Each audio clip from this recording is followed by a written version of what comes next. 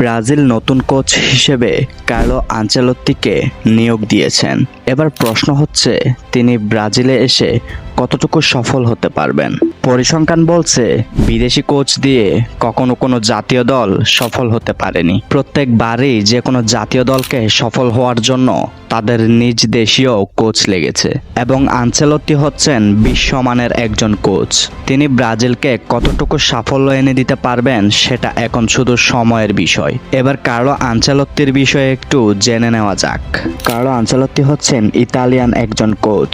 তিনি খেলোয়াড়ি জীবনে খেলেছেন এসি মিলানে এবং ইউরোপের টপ 5 লিগের সবকটি শিরোপাই জিতেছেন এই ইতালিয়ান কোচ এবং তিনি কোচ হিসেবে জিতেছেন 5টি চ্যাম্পিয়ন্স লিগ এবং তিনি কোচিং করিয়েছেন বিশ্বের নামিদামি সব ক্লাবে, যেমন AC Milan, Chelsea, FC Bayern Munich, Real Madrid. এত বড় বিশ্বমানের একজন কোচ নিয়োগ দিয়ে ব্রাজিল আসলেই খুশি এবং তারা স্বপ্ন দেখছে 2026 বিশ্বকাপের। কার্লো আনচেলত্তি হচ্ছেন বিশ্বমানের একজন কোচ। তর্ক সাপেক্ষে তাকে অনেকেই সর্বকালের সেরা কোচও বলেন। রিয়াল মাদ্রিদে থাকার কথা ছিল আরো 2-3 সিজন। অবশেষে বার্সেলোনার কাছে এল ক্লাসিকোতে জঘন্যভাবে হেরে রিয়াল মাদ্রিদ থেকে বিদায় নিতে হচ্ছে তাকে, কারণ রিয়াল মাদ্রিদ যে জাবি আলোনসোর দিকে তাকিয়ে আছে।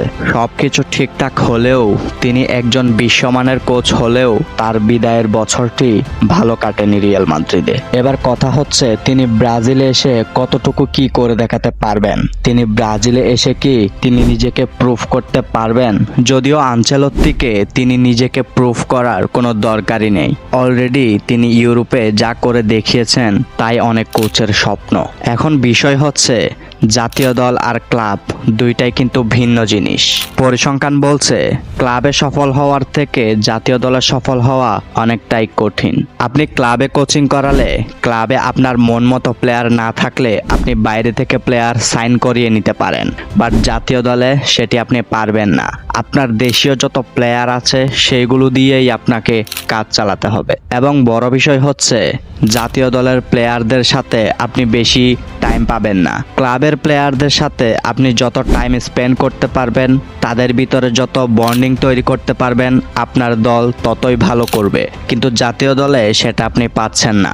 জাতীয় দলে প্লেয়ারেরা 2-3 সপ্তাহ বা 1 মাসের জন্য আসবে, এরপরে আবার তাদের ক্লাবে ফিরে যাবে এবং জাতীয় দলের প্লেয়ারদের ভিতরে বন্ডিং তৈরি করে রাখাটা অনেক কঠিন। এবং ব্রাজিলের ইতিহাসের সর্বকালের দামি কোচ হতে যাচ্ছেন কার্লো আনচেলত্তি।